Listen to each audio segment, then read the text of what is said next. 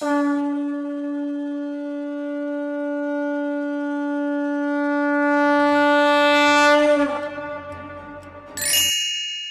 परस्त्री लंपट हैं, जो स्त्रियां पर पुरुषगामी हैं, जो पुरुष परस्त्री लंपट हैं, उनके लिए कहा गया है कि वो किसी भी सत्कर्म के योग्य नहीं है। अपने चरित्र को, अपने धर्म को, ये देखिए सुनने में तो एकदम धक्का सा लगता है, मैं नहीं बोलना चाहता फिर भी मुझे बोलना पड़ता है, नहीं तो ग्रंथ के साथ अपराध हो जाएगा। स्पष्ट शब्दों में लिखा है, जो स्त्री पुरुष अपने धर्म कर्म से इतने विपरीत हैं, पुरुष पराई स्त्रियों के साथ और स्त्रियां पराये पुरुष को ही सब कुछ अपना मान रखा है उन्होंने, वो किसी भी धर्म कर्म के योग्य नहीं है, ना वो स्त्री और ना वो पुरुष। उसके लिए एक बड़ा सुंदर श्लोक भी यहाँ लिखा है, यस चित्तम परस्त्रीसु सो शुचि सर्व कर्मसु न कर्म फलापापी निंदो विश्वेश सर्वतः। ऐसे लोगों की निंदा यहाँ तो होती ही है, ना वो पूजा पाठ में, ना वो हवन यज्ञ में, ना वो श्राद्ध कर्म में वो बैठने के लायक ही नहीं है। जिसने किसी के साथ जबरदस्ती से घर से भाग करके विवाह किया है, स्पष्ट पूरे शब्दों में यहाँ पर लिखा हुआ है, अपने पति को छोड़कर, जिसके साथ 7 भावरें पड़ी हैं उसको छोड़कर गैर पुरुष के साथ जाना हो गया, अपनी गृहिणी को जिसके संग 7 भावर पड़ी हैं उसको छोड़ करके फिर और किसी स्त्री को अपने संग लगा लिया। तो ये दोनों मिलकर जहां भी कोई ऐसा धार्मिक कार्य करते हैं, स्पष्ट इस ग्रंथ में लिखा है, उन्हें किए गए सत्कर्म का कोई भी फल और पुण्य, यहाँ तो स्पष्ट ये लिखा है कि वो ये करने के अधिकारी नहीं है, नहीं है, नहीं है। यस चित्तम परस्त्रीसु सो शुचि सर्व कर्मसु। एक और देख लो इसमें बात, कोई बहुत बड़े राजसूय यज्ञ में भी बैठा हुआ, अश्वमेध यज्ञ में बैठा हो स्त्री पुरुष, तो वहां और तो तमाम जन बैठे ही होते हैं यज्ञ में। मंदिर में कोई दर्शन करने के लिए गया है और सामने हाथ जोड़कर भगवान के मंदिर में लोग खड़े हैं, लेकिन उनके चित्त में किसी पराई स्त्री या पराये पुरुष का चिंतन चल रहा है। उनकी आंखें इतनी दूषित हैं इस ब्रह्म वैभव। इसलिए तो मैंने बहुत आदर इस ग्रंथ का किया, ये चरित्र के ऊपर बहुत बड़ा डंका बजाता है।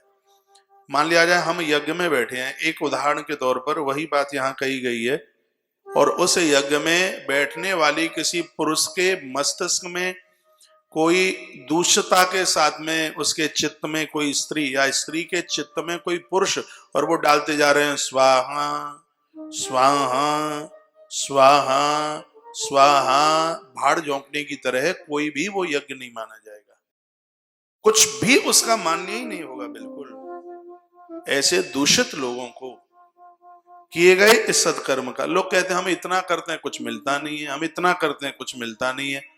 अरे भैया, बर्फ जमाने की भी एक विधि है, दही बनाने की भी एक विधि है, यहाँ तक कि सूजी का हलवा बनाने की भी एक विधा है, एक विधि है, ये बिना विधि के नहीं बनते।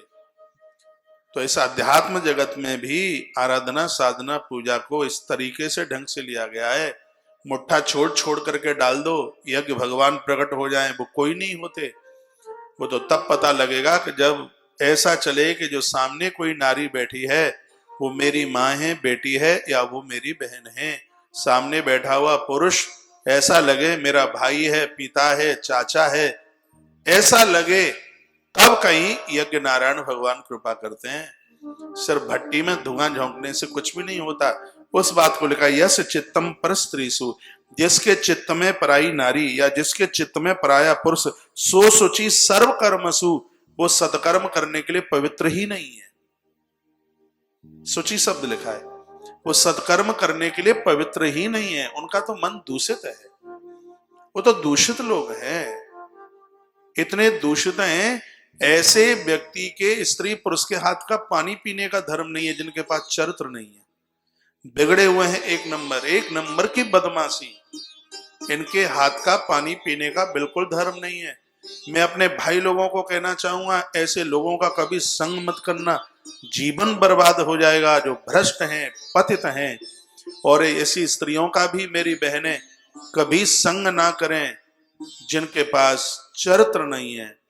और ऐसे लोगों की पोल खुली जाती है, उनको तो लगता है कि हमें कोई नहीं देखता। भागवत जी में लिखा है 14 तत्व प्रकृति के तुम्हें देख रहे हैं, और उनकी दृष्टि से ये गलती करने पर हम लोग कभी भी नहीं बच सकते। ये कथाएं कहानी किस्सा नहीं है, ये अध्यात्म का प्रहार करती हैं हमारे ऊपर। ये हमारे ऊपर बहुत बड़ा सुधार करती है। इसलिए गलतियां हुई हों, भगवान के सन्मुख उसका एहसास करें और कहें प्रभु अब खाई सो खाई, आगे के लिए राम दुहाई। तो वो बहुत सरल हैं, वो बहुत सीधे हैं, वो माफ करते हैं। और ये जीवन ज्यादा समय का नहीं है, कभी से कुछ भी हो सकता है। और अपने अंत को संभालने के लिए, अपने चित्र को संभालने के लिए अपने चरित्र में सुगंधी का होना बहुत ज्यादा जरूरी है, बहुत ज्यादा ज्यादा ज्यादा ज्यादा जरूरी है। सिर्फ खाली पन्ना सुनने से कुछ भी नहीं होगा। ये कथा सुनकर मुझे भी, आपको भी और एक तीसरे को भी ये बातें अपने हृदय में धारण करनी पड़ेगी। न कर्म फलापापी निंदो विश्वस सर्वथा। वह लोग यहाँ धरती पर निंदित होते हैं, अब माने या न माने, किसी बच्चों ने अपने मन मुताबिक शादी की है और वो कहीं पर शादी विवाह में जाएं तो लोग उनको घूर घूर के देखते हैं फलाने का है ना ये लड़का, इसने तो अपने मन मुताबिक विवाह किया है। और वो बेटी जिसने अपने मन मुताबिक विवाह किया है, जब वो कभी अपने पियर में आती है तो लोग कैसी बात देखते हैं, ये फलाने की ये बेटी है, इसने तो नाक कटा दी कुल की बिल्कुल, उस लड़के के साथ भाग गई। और देखो अब इसको लाज भी नहीं है, शर्म भी नहीं है, मुंह दिखाने को भी आ गई है। मुंह इतना सा रह जाएगा पैंपनी जैसा। ऐसा क्यों किया जाए जिसमें माता पिता की लाज ही चली जाए। एक बेटी का जन्म होता है, उतनी खुशी नहीं होती, पैसा खर्च होगा इसलिए, कभी भी नहीं। इसलिए बेटी ने यदि किसी गलत रास्ते का चुनाव कर दिया तो खानदान मुंह दिखाने के लायक, इसलिए पीड़ा होती है। और आज ये पाश्चात्य की दुर्गंध ऐसी, जिसने नाक के पर्दे फाड़ दिए, समझ लीजिए। जिस देश में ये सब कभी कुछ होता नहीं था, आज बड़ी मुश्किल की बात हो गई है। और मुझे 2-4 दिन में एक बार बोलना भी होता है। मैं 8 घंटा कथा कर रहा हूं, मुझे इसमें तकलीफ नहीं होती, मुझे तकलीफ उसमें आती है जब फोन करके कहा जाता है महाराज जी एक बार बिटिया को समझाइए और इसने बहुत गलत रास्ते का ये चुनाव करने को जा रही है, महाराज जी कैसे भी इसको समझाइए। वो हमें भी जवाब देती है विवाह करेंगे तो इसके साथ नहीं, मैं सल्फास खा के मर जाऊंगी। हमने पूछा बेटा माता पिता को छोड़ देंगे? कहा मुझे इनके साथ रहना है कि मुझे अपने संगी साथी के संग रहना है। धरती हिलती है पांव के नीचे से। भाई झब्बू लोग भी कम नहीं है, बहुत कुठाराघात संस्कृति पे हुआ है। हमारे महात्मा कितनी मेहनत कर करके चले गए इस संस्कृति को बचाने के लिए, आज उसको लांछित किया जा रहा है। और मैंने बहुत बार कहा है चित्र उन्हीं के पूजे जाते हैं जिनके चरित्र में खुशबू है।